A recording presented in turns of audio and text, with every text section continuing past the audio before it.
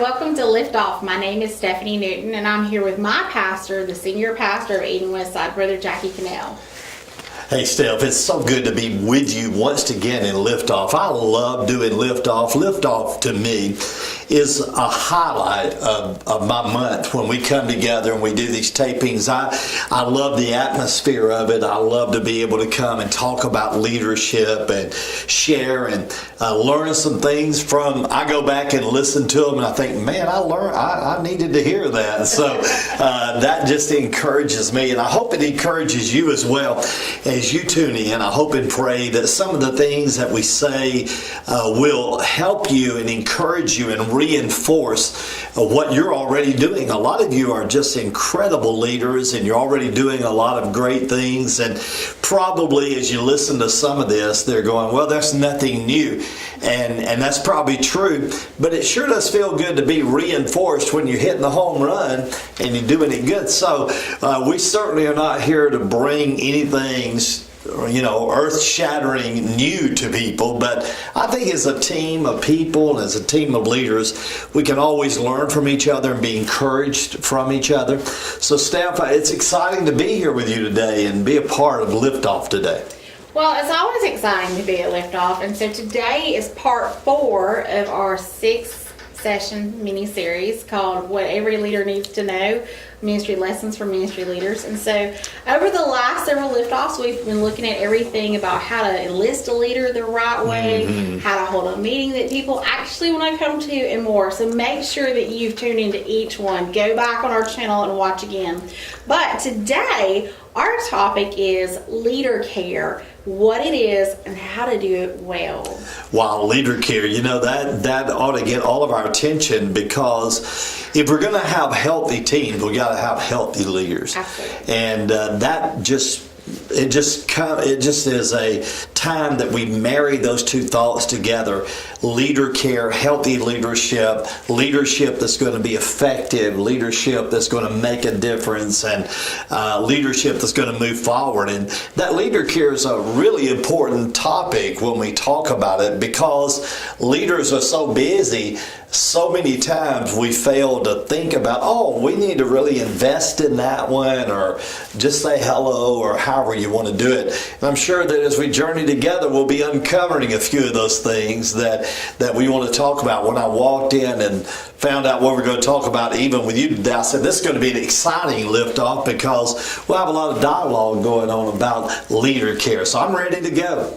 Well, whether you're a rookie or whether you're seasoned in ministry, you're always looking to enlist a great leader. And so we've talked about how to enlist a great leader, but the next step in the process is doing leader care. Once you get that great leader, once you've enlisted them and they're on your team, what do you do with them? How do you keep them encouraged, and how do you get them to achieve everything that God has for them, Pastor? Well, as we look at this, it's I like one of the things that was written on my kind of cheat sheet here. It says, how do you maintain those leaders? And I really wanted to kind of focus on that word maintain, because I believe that so many times we're all jazzed up about enlisting a leader, and man, we really put a lot of effort into the front end of the process, and we really do put a lot of effort into the front end of the process, and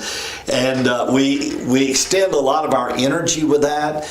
But I'm going to tell you, if we're going to maintain those leaders in healthy leadership, it takes a lot more than just enlisting them. You got to really make that investment and make it count, make it positive.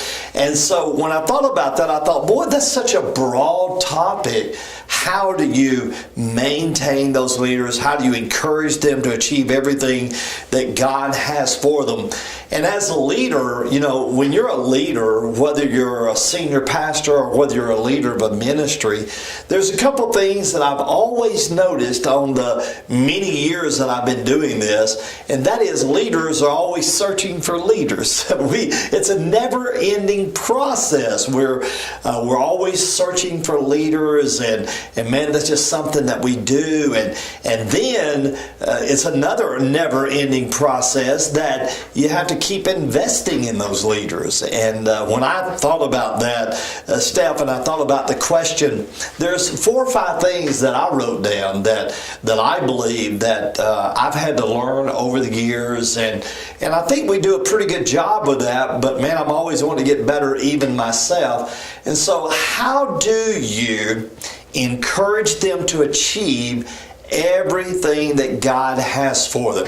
Now here's something you ought to write down, and I believe this is important, okay? I believe you got, on the front end, you got to set them up for success.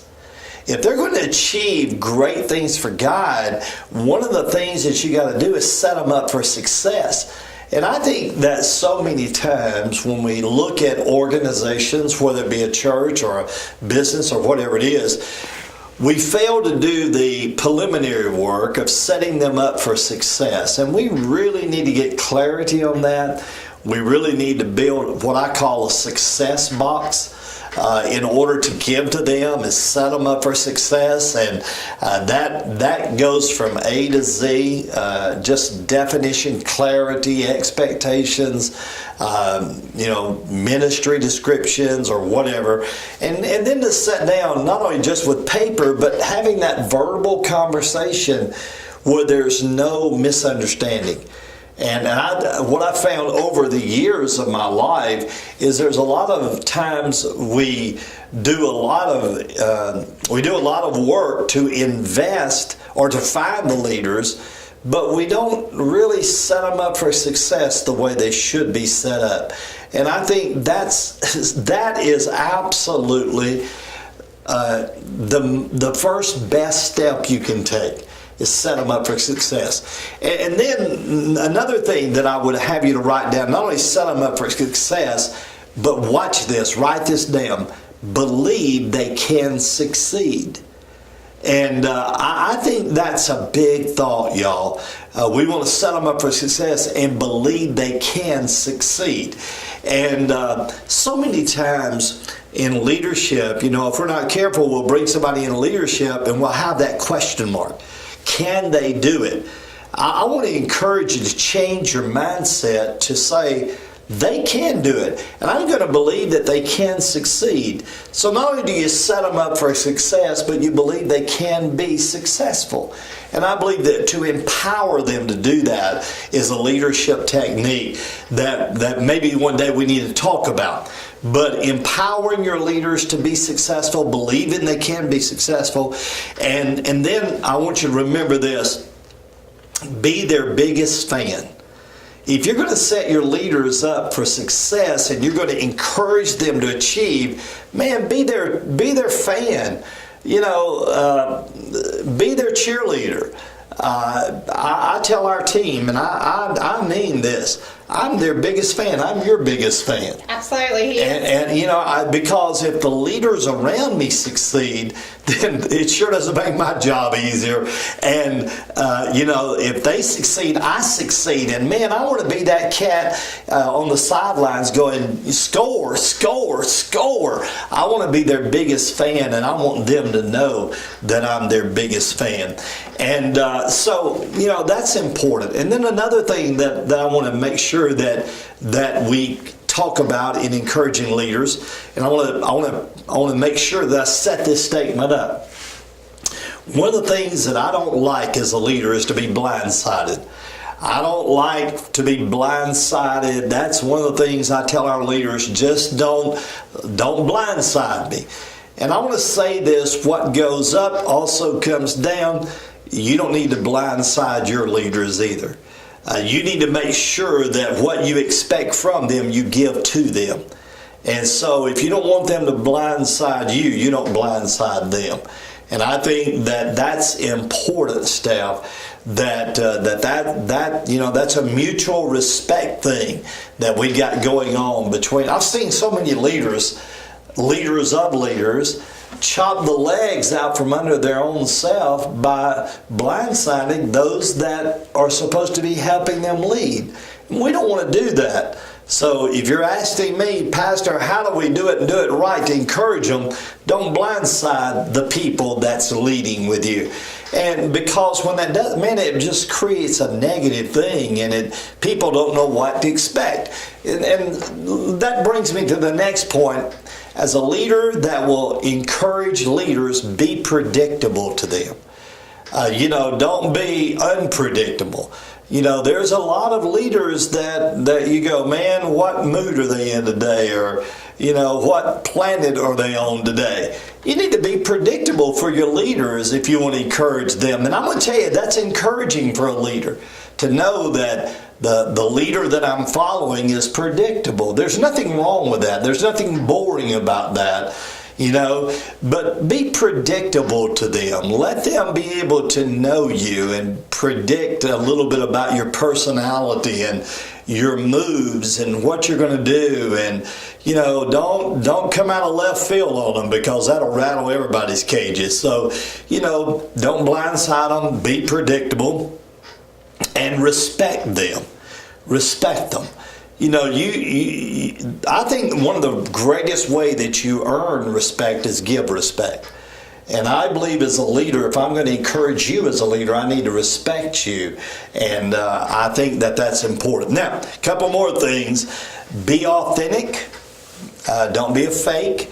If you want a leader, if I want to encourage you, I want to be an authentic leader. I don't want to be a fake to you. And I believe that leaders that are going to encourage other leaders need to be authentic.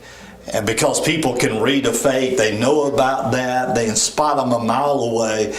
They may respect you when you're there, but when you walk away, they won't. Listen, be authentic with those people, like being predictable. It kind of goes hand in hand. Two more things, and we'll run to the next question, or we'll elaborate on it. Okay? Can we do that? Be their leader. If you're going to encourage leaders, be their leader. Be a leader that they can follow. Be their leader. Every leader needs a leader, and I believe that that's important. And so as we move at how I can encourage you by being your leader and doing all those things that I just talked about. Now here's another big one, Steph. And I believe that this one it's kind of like the cherry on top, okay? So all this other stuff, you go, Brother Jack, that's all mumbo jumbo, I know all that stuff, but listen to me. Don't miss this one. Love them. Did you hear that? Love them. Love them with an authentic love. Care about them. Care about their ups and their downs and their valleys and their families. Love them. Leaders need leaders that authentically love them. That they know, no matter what, that you love them and you care about them. And so, Steph, I don't know how many points that is, but the cherry on top is, love those that lead with you and make sure you do that. What do you think? I'm all over that. Pastor and I were having a conversation the other day about a comment that he made in a previous liftoff about when a leader shows up, things should get better. And so I think that goes right along with your list as being predictable. When the leader gets there, things are better. Being loving, that when the leader gets there, people feel loved. And so I think that rolls right together. Absolutely it does. We could spend, Steph, for the next 3 hours with you guys talking about how does leaders encourage leaders. How do you encourage them to be all that God wants them to be? And those are just kind of my hallmark points there. But good night, they just go forever. I want to go back, rewind a minute, give you my top 3 out of that list, set them up for success, believe they can be successful, and love them. And I believe that as you look at all that, those things will help leaders around you be encouraged to be all that they can be. I think the people that serve with us and underneath us, when you look at ladders of authority and that kind of thing, I think that they're looking for affirmation from us as leaders. Absolutely. That we love them, that we care about them, that we're in tune with what's going on, that we value them. And so I think there's a lot of ministry leaders that have wonderful intentions, and they have this one little problem called busyness. Oh my goodness, yes, absolutely. Whew, and they would love to do leader care and do it well, but they find that in the stack of things to do, maybe your desk is piled up yay high or some, and you need to kind of think about what's the priority in the stack, and they go, oh, this pressing deadline, and I've got to write this sermon, or hey, we've got this meeting coming up, and so leader care just kind of keeps falling down to the bottom of the pile. But Pastor, how important is it that in our busy lives that we find time to encourage our team? Well, Steph, it's very important.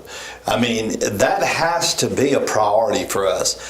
And I want to talk about that a minute, but I want to talk about that based off a jumping off statement that I want to make to everybody. Leadership is relationships. Leadership is relationships. And if you're going to have a healthy relationship, you got to invest time in it.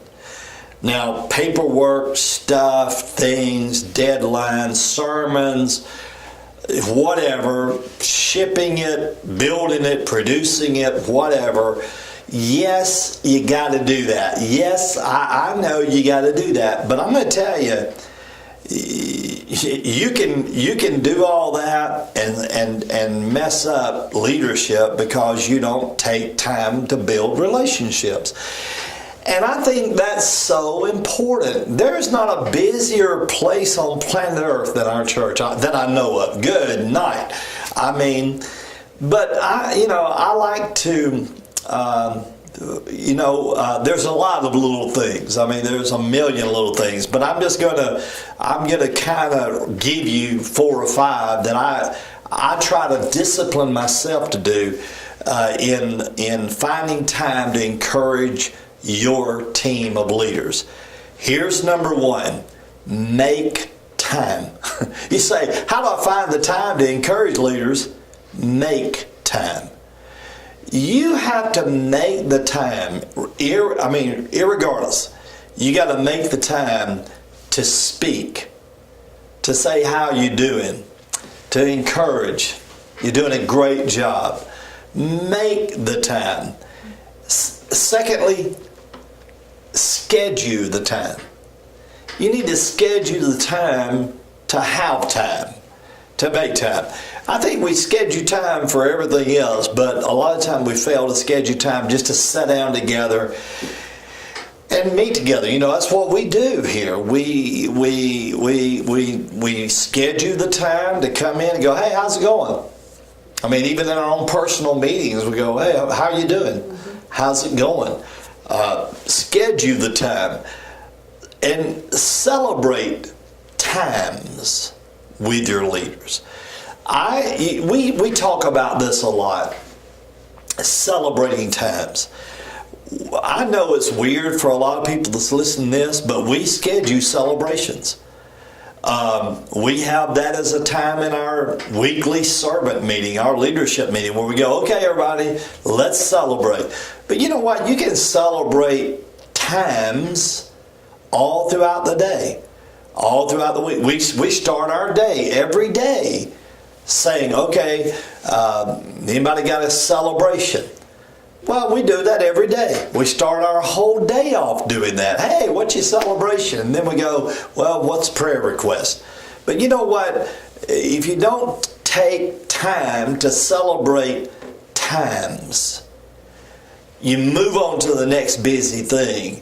And I think celebrating times that you are involved in is such a leadership encouragement. To make time to encourage, schedule time to encourage, and celebrate times for us to encourage one another. When Steph has a victory in her ministry, I want to hear about that. I want to celebrate that time. Now, we all know that when we come here in the morning, we've got a gazillion things to get done. But wait a minute, before we dive in this, what's great going on in your neck of the woods? And everybody don't celebrate every day, but man, if I've just hit a home run, I want to tell everybody about it, and I believe that's encouraging. And then the other thing that I think is important is stop and ask. Stop and ask. I think it's important to stop and ask, how are you today? How's everything going? You know, when you're walking through a room, if there's a leader in the room, stop and ask them, how's it going? It's a quick deal. And I believe that I really want to encourage you to remember that. Don't be so busy that you're moving to the next event of busyness that you don't stop and ask your leaders, how are you today? How's everything going today? Man, you did a great job yesterday. What a powerful blessing that was. That didn't take long. I mean, if you just think about it, it's just a quick, I'm concerned, I'm excited, I believe in you, you're going to be successful. Those things are reinforced by that. And, one of the things that I, just for example, before we came in here, I mean, my schedule is booked from can to cane. But right before we come into this recording studio thing, you took me in there and said, look what we just did. And I'm going, wow, that's a great thing. And you know what? That encouraged me, and I hope it encouraged you to be able to share that with me. That look what we did today. And I just think that you gotta stop and ask and tell and do that. So I think that's another way of encouraging. Then, look, y'all, this sounds, I got two more things to tell you. But this sounds really strange to a lot of you, I'm sure. But every now and then, punch out and have a fun day with your team. We're going, in the next couple of weeks, we're going to go bowling and burgers. Mm-hmm. Bowling and burgers. Where we can just go bowling and eat a burger. Mm-hmm. Well, you know what? That's going to take time to encourage one another. We get away from the grind, the normal grind, and we go do something else together. And I think every now and then you got to plan something fun, or you do, and I think that will take time to encourage your team. Then one last thing, there's a book that changed my leadership life that I read years ago when I was in the business world. And I think it would do you well to take a pencil and write down what I'm about to tell you.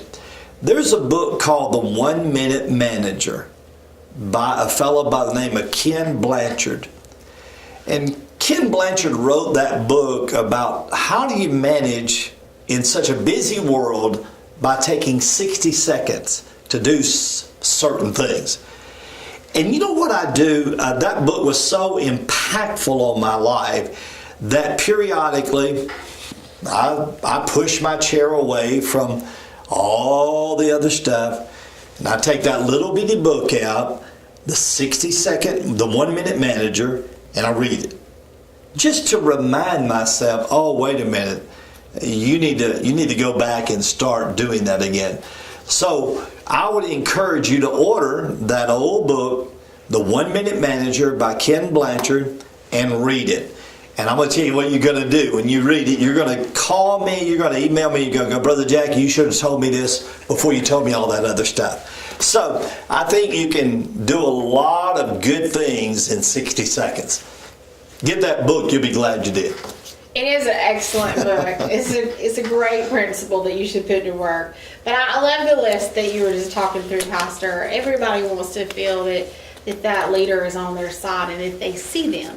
Mm-hmm. That they're aware of what's going on in their world. And so kind of still in that same thought, what is the difference? What does it make for a person on the team to feel valued and appreciated? How does that affect the rest of the team for that person to feel like, hey, I'm doing a great job, my authority over me, my ministry leader over me sees me, they think I'm doing a great job, and so how does that affect the rest of the team?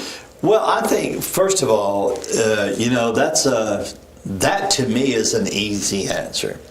Because when people value you, you get excited about what you're doing. It's like throwing gas on the fire when you feel valued and appreciated, and And when you don't feel valued and you don't feel appreciated, it's like throwing water on the fire. Now, there's times when you have to deal with certain things in all of our lives as a leader, but that doesn't need to override all the other positive things we're doing. You know, if you got an issue, deal with the issue, but at the same time, if somebody's doing well, man, applaud them. Throw what I call the appreciation gas on the fire, and that will cause it to blaze again. And I'm going to tell you, now, you know this and I know this.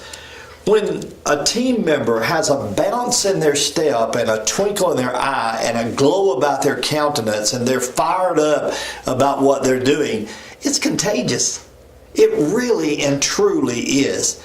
And if you can cause your team to be valued and appreciated, and one person gets excited about their accomplishments and you highlight that and you manifest that and you go, way to go, give me the leadership high five, we're celebrating that. I'm going to tell you, for me, it just causes me to want to just dig in a little more, and because I want that too. And I think not only does it excite the leader, but it causes the team to get motivated, and everybody wants a part of that. It's kind of like a winning football team, man. You don't win as a solo, you win as a team. And man, just because somebody scores a touchdown doesn't mean they're the only ones to celebrate. Everybody's celebrating. And I think that when you value and appreciate those team leaders and everybody's part of that, it causes us all to be challenged, and we all win the championship together. I love it. I love it. We all win the championship together. What a wonderful thing. Absolutely. Well, there you have it. I hope you're inspired to win the championship, and I hope that you're inspired to do leader care and do it well now that you know what it is. Thank you for joining us for Lift Off today, and I hope that you'll tune into our other series coming up. We've got 2 more installments. Don't forget to go back and see the others if you've missed them. We hope that you'll utilize this resource in your local leadership training or to train leaders in your ministry. So we'd love to hear from you. You contact us at www.jcempire.org. So please share this to your social media and help us make Lift Off the premier training resource for our area. And you are a leader. Thanks for tuning in.